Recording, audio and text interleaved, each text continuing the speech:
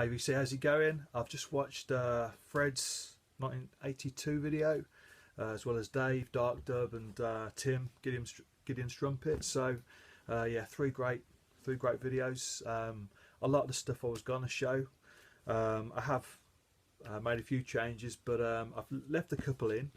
I'll show you these first of all. First duplication, Prince 1999. Tim showed this one. I had to show this, it's one of my favourite albums.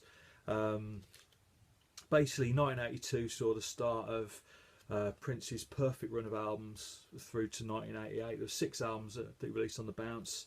I've said before in a previous video that I think that Prince was to the 80s what Bowie was to the 70s and the Beatles to the 60s. He was the one who was, well, first of all, his music was consistent, but also he was moving it forward with each record, you know. So yeah, I don't think anybody touched Prince throughout that decade, and this is really the start of it. I mean, this is quite a brave album in itself as well. It's a double album.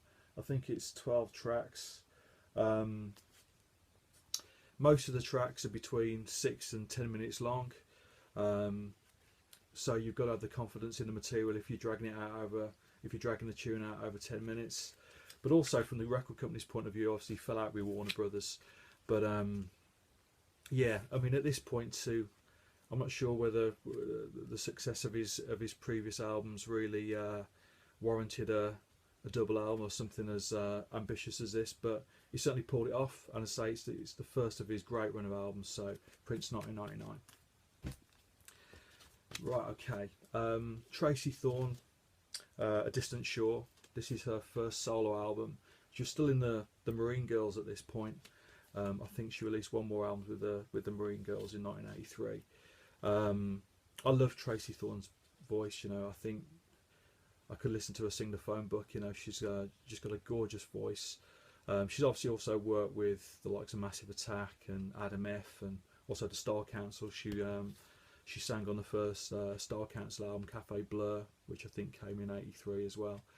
But yeah, this is a really nice album. It's quite gentle. It's quite an innocent album, I suppose. It's got a nice cover of Femme Fatale on it, the Velvet's tune. But yeah, if you haven't heard this one, check it out. Tracey Thorn, Distant Shore. Okay. Throughout the 70s videos, I haven't shown any Gil ScottHeron, so I thought I'd slip this one in. This is Moving Target. This is his last album, I believe, for 10 or 12 years maybe. A nice record, not his best, but a very nice record. It's on Arista. Yeah, it's got a real sort of jazz funk feel to it. Yeah, actually, I mean, I played this again in the week, and the songs in it are really strong actually.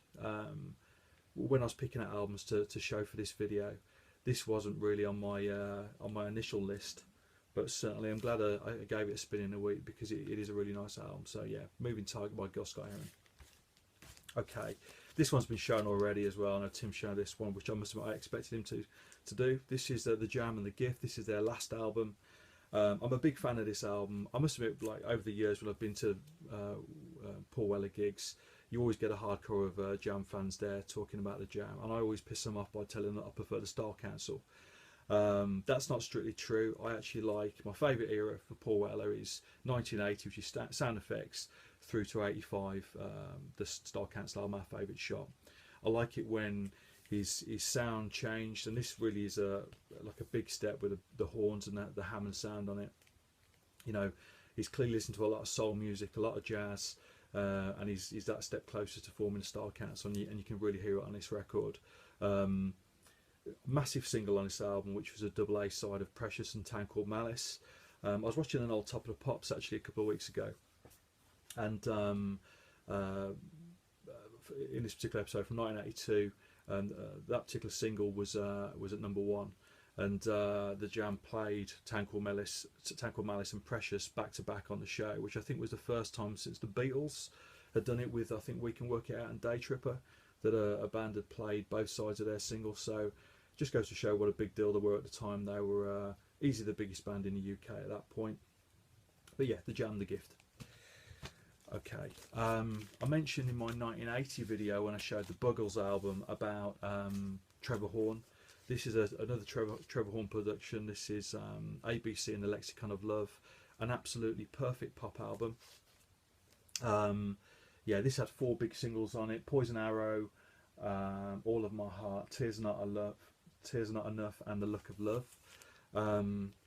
Yeah, I mean, this album couldn't have been released in any other decade. You know, it's so 80s, but it's so well done. The strength of the songwriting is excellent, and of course that Trevor Horn production, that big, shiny, glossy 80s sound, you know, works incredibly well with this material. Yeah, so ABC, the Lexicon of Love. In my previous videos, I've showed a couple of specials albums. So I'm a massive fan of Terry Hall. So this is the first Fun Boy 3 album. I played this again recently, and this is a really strange sounding record. It's so rhythmic, so rhythm driven basically.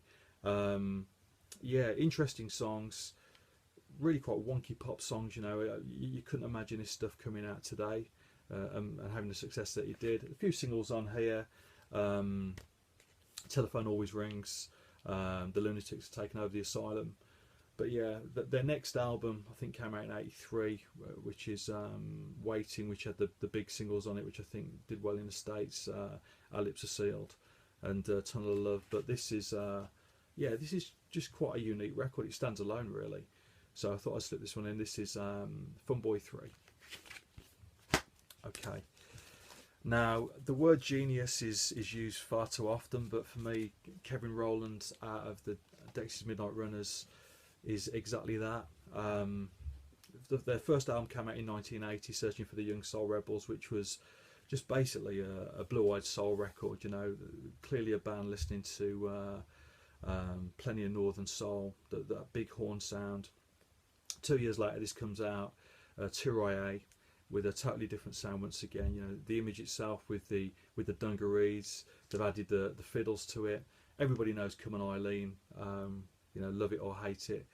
But yeah, just to come up with a totally different sound like that, incredible really. But once again, it comes down to the strength of the songwriting, and yeah, and throughout the songwriting is excellent. Nice cover of Jackie Wilson Said as well, the Van Morrison song. Okay, just a few more. Richard and Linda Thompson, Shoot Out the Lights. This is obviously infamous in for the circumstances in which it was recorded. Obviously, they were a married couple, breaking up throughout the recording of this record, which is a story told in the songwriting as well. Their last album together, and despite the circumstances, a gorgeous album. So. Richard and Linda Thompson.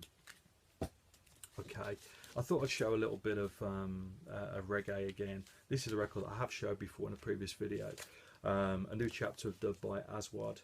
One of the best UK dub albums. I say a friend of mine recommended this to me several years ago, and I'd listened to it online for a long time, and finally got a vinyl copy last year. Well worth picking up. Ben Costello asked a question in the week just about dub records and where to start really, or any recommendations, and I definitely recommend this one from the point of view of British dub. But yeah, so Aswad, a new chapter. And finally, I showed a Simple Minds album in the last one, Sun and Fascination. This is the follow-up to that, New Gold Dream, 81, 82, 83, 84. Yeah, this is a good record, and this will certainly be the last album of theirs that I'll show, but worth picking up. Somewhere in Summertime, Promise You a Miracle, and of course the title track. All great tunes. Yeah, so as I said before, you know, the band often are compared to U2, and from that point of view, you know, their later late 80s stuff, which was more tailored to that sort of big stadium rock sound, you know, is a pale comparison to when it comes to U2. But They're early 80s, more electronic sounding stuff, electro pop, I suppose, to a certain degree. Yeah, really nice record. So New Gold Dream, Simple Minds. Right then, see you for 83. Cheers.